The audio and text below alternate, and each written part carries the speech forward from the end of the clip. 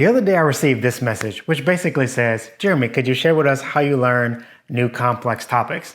And I remember thinking, wow, what a fantastic question. It's something I do all the time. I definitely have a process, but I never thought about writing it down or sharing it with you guys. The same is true with learning new skills. I have acquired a lot of new skills in the last 3 years, and you've seen those displayed in many of my YouTube videos. Now, just to be clear, I don't consider myself to be an expert at any of these things, but I have developed enough proficiency that I can accomplish my project and feel good about using that skill on another project. Mastery of any skill is going to take time, but my goal today is to show you how I get into the driver's seat as quickly as possible. I'm going to focus mostly on the skill acquisition part first, but later on in the video, we are going to revisit learning new topics. So let me share with you how I do it, and then you can take the parts that work for you and apply it to learning new skills and knowledge.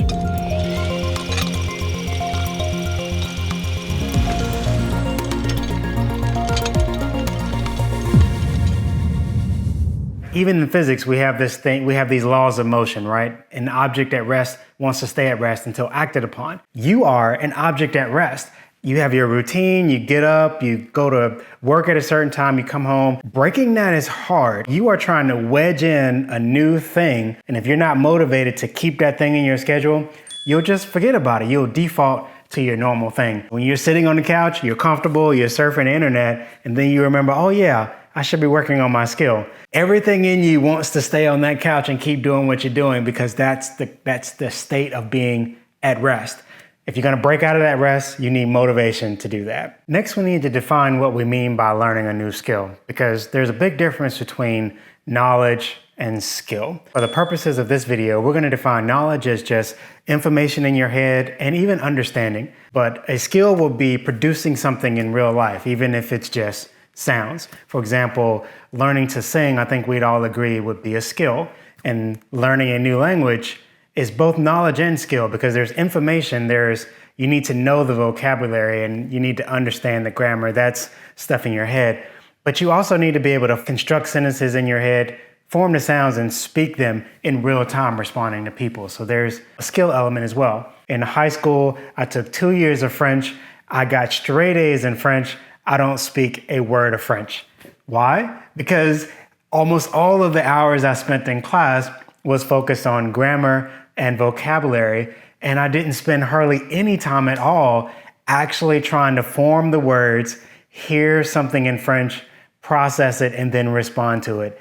That just didn't happen in class. That's why you can take someone like me who's had 2 years of structured grammar and vocabulary training and put me up against a 5-year-old kid in France who hasn't had any grammar training at all, nothing structured at least, and his grammar is going to be better than mine. Why? Because he has thousands of hours of actually practicing the language, and I just have a whole bunch of information in my head. I haven't actually developed the skill. I want to bring this up because people think you need a whole lot of knowledge before you start practicing the skill, and thus you never actually learn the skill. It's always amusing to me that people say they're interested in woodworking and they even go as far as buying the tools, and then they just watch woodworking videos and they never actually cut anything. So let's apply this same logic to trying to draw something or trying to build something.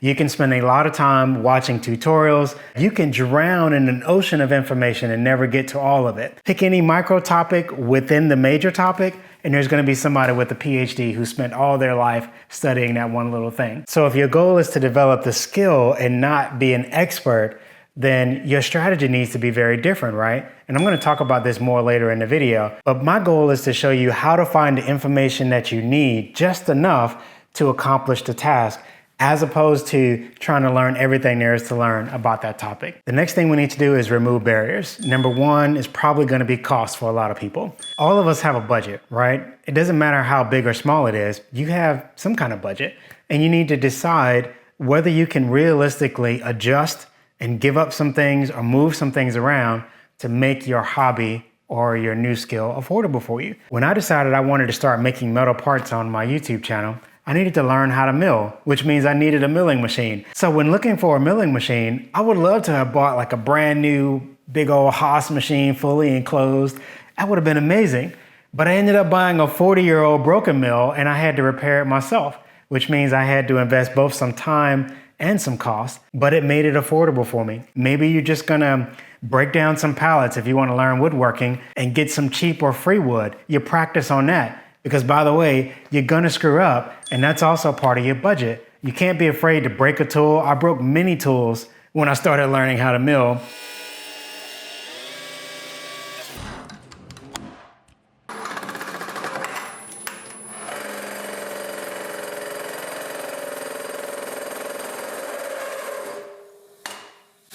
Wow. And I had to buy new material, I had to buy new tools. It is going to happen. It's part of the cost of learning. So mentally, you need to be prepared for how do I alleviate some of that cost and make it affordable for myself? One of the easiest ways to get your budget down is to remember that almost any resource can be had used. You can get tools used, you can get books. If you need raw material, construction sites often buy more material than they need, and then they put the rest of the wood up for sale online. Even if you're learning a foreign language, there's used audio CDs where someone's gone through the course and they don't need it anymore. And they put it on something like eBay and you can buy it used. Of course, if you're watching this video, you've already got access to a huge resource, and that's the internet. For me, when I was learning how to write Python and C++, I learned almost all of that on the internet. The programs that I used to actually write the language were also free programs that I just downloaded to my computer. So in that sense, some skills require very little cost at all. Next, I'm going to suggest that you only buy tools as you need them, rather than buying a bunch of tools at once.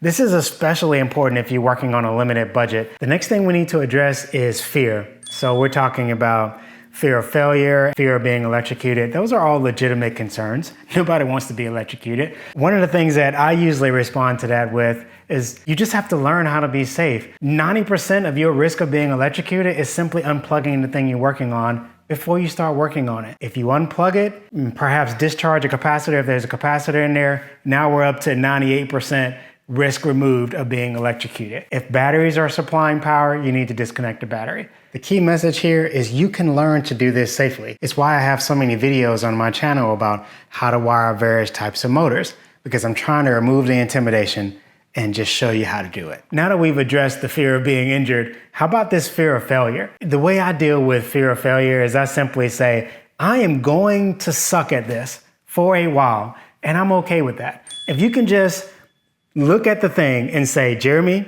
or insert your name here, I am going to suck at this for a while, and that's okay. You're gonna be like a baby who's learning to walk and their legs are shaking and they fall down, and that's perfectly normal. We don't laugh at babies when they fall. Since you are the one who decides whether you're embarrassed about what just happened, you can just choose to not be embarrassed and just try it anyway. If you've watched 2 or more of my videos, you have definitely heard me say stuff like, I don't know what I'm doing. I'm not sure if this is gonna work or not. Just consider for a moment that I can edit my videos in such a way that you don't see any mistakes. But I leave that stuff in there because it's important to me that you know that there's gonna be uncertainty and that there's gonna be failure. It is part of the process. To me, the failures are the most interesting part of any project because that's when you learn the most. It's the thing that gets burned in your mind, seeing something burn up in front of you or break in front of you, and you go, wow, I didn't expect it to break there. Why did it break there? And now you know, okay, I need to redesign my structure. It should be stronger here. These are things that you learn from seeing your failures. If you're afraid of failure and then you avoid it at all costs, you won't learn very much. Time is the next barrier you're gonna have to overcome. There is a direct relationship between the number of hours you spend practicing and your actual proficiency, your ability to do that skill. So if you don't invest the time, you're never gonna get the skill, or it's gonna take way longer than is reasonable. Now for me, and I assume many of you, time is really precious. It's the only commodity that once you spend it, you can never get it back. That hour is just gone forever. Things like family time, for me, are off limits. Though that barrier won't be crossed, I don't give up those hours to practice or work on anything else, which means I've gotta sacrifice something else. Maybe I need to work a little bit less. Maybe I need to sleep a little bit less. Reality though, it probably means I need to spend a little less time on the internet, on social media, and doing things that don't matter quite as much. We'd all love to develop new skills with as little effort and time as possible. Because so many people want that, there's always somebody trying to sell you that, even if it doesn't exist. This is why you have to resist these get-rich-quick type schemes that exist for nearly everything. Even now, I'm trying to learn Mandarin Chinese. I've been studying it for about 2 months now. And when I would look for YouTube videos about Mandarin, I keep coming across these clickbait videos with titles like, listen to this 7-hour audio while you sleep and wake up speaking Mandarin Chinese, which is ridiculous, right? You have to be able to associate a real world object with these foreign sounds that you don't even know yet. And even worse, when it comes to abstract thoughts that don't have a corresponding thing in real life, you also need to be able to make those connections. That's hard enough while you're awake. So you're going to dream in a foreign language that you don't even speak yet? Like, this to me is, it's insane. But it exists because of hope. We all have that hope. But I'm going to beg you to not waste time with anything that promises you results in 5 minutes a day or while you sleep. The reality is, if you could have that skill in 5 minutes a day, you probably wouldn't even be watching this video. And that's why for the rest of this video, nearly everything else I want to share with you is about how to effectively practice the skill, because that's going to be the thing that matters the most. You might say up until this point, we've been talking about the prerequisites, but now class is about to start. Your first and most important mission is to get to hands-on as quickly as possible. If your goal is to learn a foreign language like the one I'm working on now, your goal is to get into a conversation with the native speaker as quickly as possible. Remember, you will suck at this, so those first couple of conversations are not going to go very well. When I decided I was going to learn Python, I chose to automate my CNC table saw. When I decided I was going to learn how to CNC, I decided I would build a full-scale industrial robot. There's a little bit of a theme here that's kind of outrageous, and that is I tend to choose very difficult projects. My personal preference is to weigh it out as close to the deep end as possible, and when I feel my feet starting to come off of the bottom of the pool, that's where I stop. That's my comfort zone. That's where I want to be, because mentally, that's where my motivation is the highest. I'm the most driven. I'm still just barely capable, and that's what keeps me engaged. You decide how difficult this is. If your goal is to improve your baking skills or start working on baking skills, maybe your project is to make a cake for your friend's birthday. You could make it entirely from scratch, or you could also just start by buying the premix and adding the eggs and water, watching it, decorating the cake.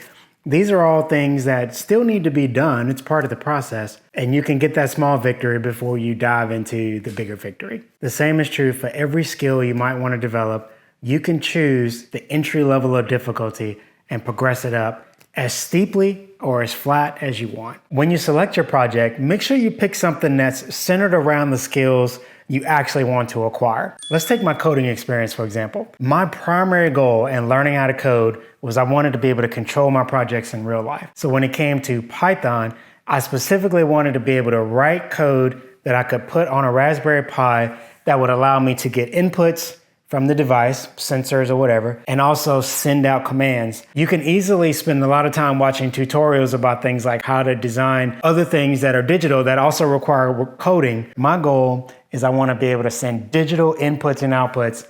How do I get to that point? But of course, you can't just jump to that, right? There's some foundational stuff in between. You can't just walk up to a stranger and start trying to practice a foreign language when you have zero vocabulary. In the case of coding, there's some basic things about code syntax and how to structure your code that I needed to learn. So our goal is to find some tutorials that give us the essentials. From then on, I took a blank page and I said, okay, I'm going to start writing my code. And then of course, I quickly ran into a problem because I didn't watch a tutorial about how to automate your table saw. What I watched was a tutorial on the basics of Python coding.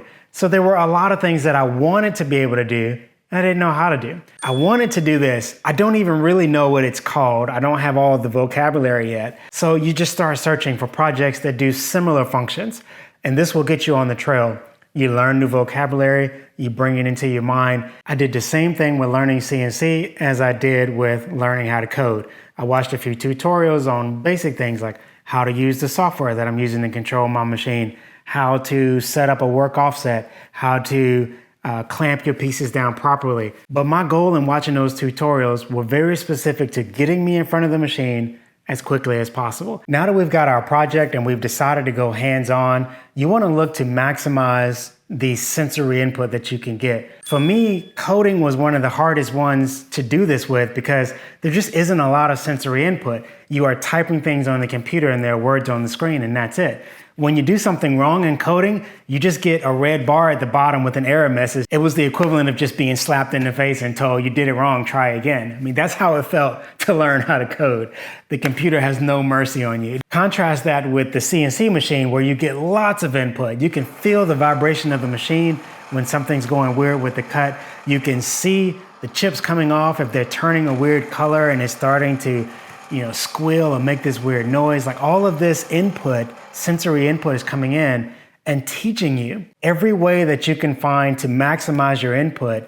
It's going to also maximize your ability to acquire the skill. When it comes to speaking a foreign language, for me, I try to emphasize seeing the person who's talking whenever possible instead of just listening. The easiest way for me to get into a conversation like this with a native speaker is to do a language exchange or meet up with a language tutor. When I do one of these meetings, my rules are really simple. I want to use English as little as possible. You can use hand signals, you can use gestures, we can play charades, but don't use English unless you absolutely have to. Now, this bushwhacking sort of blaze your own trail method is not for everyone. I'm sure that some of you might prefer a little bit more structure, even if you still want to do this on your own. And that's entirely possible. In fact, that's how I taught myself SolidWorks. So let's go to the computer and I'll show you how I did it. Way back in 2015-ish, I started an internship at an engineering firm where they were using SolidWorks. They told me about this course that you could sign up for, and they also handed me a book and said, by the way, this is the book you get when you take that course. I flipped through it and said, well, I can do this, and I put myself through the course. I just checked on eBay, and sure enough, there are copies of that book available where people took the class, and now they no longer need the book. Similarly, some colleges will let you audit a class for free, even auditing a class online for free. Now, not all colleges do this, but some of them do. MIT offers a huge library of completely free college-level courses where you can see everything that went on in the lecture hall, you can see the homework material. Like, you have options for getting college-level material for free if you want it. The trade-off for the audit is you don't get college credit. They're not going to give you a grade, but that's not why you're there to begin with. The moral of this story is there are many options available to you. I want to tell you about today's sponsor, Xometry. Xometry is basically manufacturing on demand. It doesn't matter if it's 3D printing, laser cuts, water jet. These guys do bent sheet metal, CNC machining, pretty much whatever you need, they can handle it. First time I ordered some parts from them, I needed this massive piece of aluminum for a project outside of my YouTube channel. I placed my order, the parts came fast, everything was the right size and shape, and the ordering process was really easy. To give you an example of how it works, I uploaded 2 different parts from my robot just so that you can see the difference. As you can see on this first part, I pretty much got an instant quote, and if I want to have it made overseas and I'm willing to wait a little bit longer, I can get a better price. This other part from the wrist, however, is really complicated. It has internal geometry, it's got threaded holes on all different sides, it even has some pockets on the inside. This part's definitely going to require multiple setups, and that's reflected in the price. It doesn't matter if you are a hobbyist and you just need one little part for your project, or you're working on a massive scale and you need hundreds of parts. Things like die casting and tube bending can be manually quoted. And if you need ISO 9000 and other types of certifications, they got you covered there as well. If you want to talk to somebody first or get a little bit of help with your project, they've got engineers on standby ready to help you out. Here's the bottom line. This is by far one of the easiest ways to get your parts made. So if you've got an idea that's just been stuck in model mode, or you've got drawings that you need to have turned into real parts, you can go to xometry.com/fielding. That's xometry.com/fielding. Not only will they give you $25 off of your first order if you use that link in the description, you'll also be supporting this YouTube channel. At this point, you've either finished that first project and you're ready to move up to something more challenging, or you're completely stuck. You have stalled out, you don't know what to do next. It's perfectly fine, happens to me all the time. You are a noob, right? You don't know what you're doing, you're expected to fail sometimes. What that tells you is you need more knowledge, you need more time to learn. So we're gonna start looking for more variation in our resources. I usually look for books on the topic, I'm looking for different creators, I'm looking for college textbooks, not so that I can read the textbook from cover to cover, I'm looking for those books so that I can skim through them and see if there are key areas that I might find helpful. Remember, your goal at this point is not to have mastery over this. You just want to shine enough light on the path in front of you so that you can keep walking forward. You will come across terminology that you don't know, but this is good, right? Because the light bulb will go on. You look that word up and you go, that's actually this other thing I've been looking for all this time. I just didn't know what it was called. And this is how the discovery process moves you forward. Even though we're trying to find the shortest path, you're going to occasionally do something the hard way or go the long way because you just don't know. And 2 or 3 projects later, you might figure out that there was actually a shortcut there. This is the beauty of having people around you who have more experience, or having a professor or a teacher who can show you where all the shortcuts are. But that's not always a luxury we have. And I run into this problem quite frequently with my projects because they almost always cover multiple disciplines now. And everywhere where two disciplines interact, there's gaps in information. So for example, I have electric motors that I need to control with the computer. In between, there's usually at least two components, motor controller, and then some sort of electrical interface between the computer and the controller. And then there's communication protocols, and all of these things need to be able to interact, and I don't know very much about any of them, or I didn't initially. When I come across these gaps, I generally have to forge my own path. I'm pulling bits and pieces from many different sources and putting the puzzle together. Now, earlier I told you that skill and knowledge are not the same thing, but they are definitely highly dependent upon each other. So when I want to increase my knowledge on a particular topic, especially when I'm trying to get a high level of knowledge and skill on a particular topic, then I do a lot of the same things for my knowledge acquisition that I do for skill acquisition. Whenever I come across something I don't understand, I don't just take notes. I try to increase my sensory input. And one of the ways I do that is by creating experiments. If there's a concept I'm not fully grasping, but there's a way to replicate it in real life or create an experiment that demonstrates it, then this is one of the best ways for me to internalize it and fully understand how it works. One of the best examples of this is my How Motors Work series on my YouTube channel. I really wanted to have a deep understanding of how electric motors work. And so I built all kinds of experiments. When I felt confident enough to explain those concepts to others in YouTube videos, I brought back many of those exact same examples, and you guys gave me great feedback about that. You found it helpful in learning a new topic, the same way that I did. Building those experiments immediately makes the concept hands-on, and thus your understanding of it will be much deeper. You're also going to need good teachers, not a teacher, but multiple teachers. One of the key reasons you want to have a lot of different teachers that you're learning from is because every person has a different blind spot. Some of them have forgotten what it's like to be a beginner. Some of them are just making assumptions without realizing that they think you know something you don't know. But when you're getting different pieces from different people, it's easier to pull the whole puzzle together. This is especially true the further along you get in your skill, because there's always beginner guides and lots of information for the person just starting out. But as you get further and further out into the woods, there's going to be less and less resources. So you're going to need multiple teachers in order to find all the little pieces to your puzzle. The main thing I want you to take away from this segment is you want a wide variety of teachers and professors giving you help.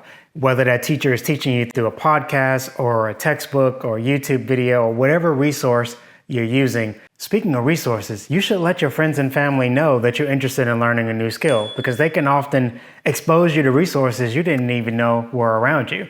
Your friends can have friends who have woodworking shops, and people will invite you in. My favorite experience related to this, I was at work looking inside of an electrical cabinet for the first time, and I saw the unbelievable order and structure inside of it. I remember looking at that cabinet and thinking, I want to be able to do that. Because at the same time, I could picture the rat's nest of electrical wires I had just done on a project at home. I went right up to the electrician who was working on it and I said, could you teach me about this? Could you just tell me a little bit about what's going on here? You know, we spent like an hour and a half looking at that cabinet. This is when I learned about what terminal blocks are. I learned so much. He took his time and he was happy to teach me. And I'm just telling you, you can have a similar experience. Sometimes you just have to ask. I've got one more strategy to share, and this one is, in my opinion, the most effective strategy I have for deepening my understanding of a new skill, and that is trying to teach someone else that new skill. My kids are my primary target. Once I can explain it to my kids and I can see in their eyes that they understand what I'm talking about, they get it, then I know I'm starting to get it. The best part about trying to explain this to a kid as opposed to an adult is because adults can pretend to understand when they really don't. And they may even ask you some very hard questions that you might not be prepared to answer. Now you know what you need to know to understand this thing a little bit deeper. I have a request. Have you been working on a new skill? And if so, scroll down to the comment section and leave me some tips. I would love to know what kind of things you have been doing to learn and master your skill. I will pick my favorites, add them to the video description so that we can all learn from them. Thank you so much to my patrons, these fine folks that you see scrolling here. You guys make this kind of content possible, and I'll see you in the next video. Thanks for watching.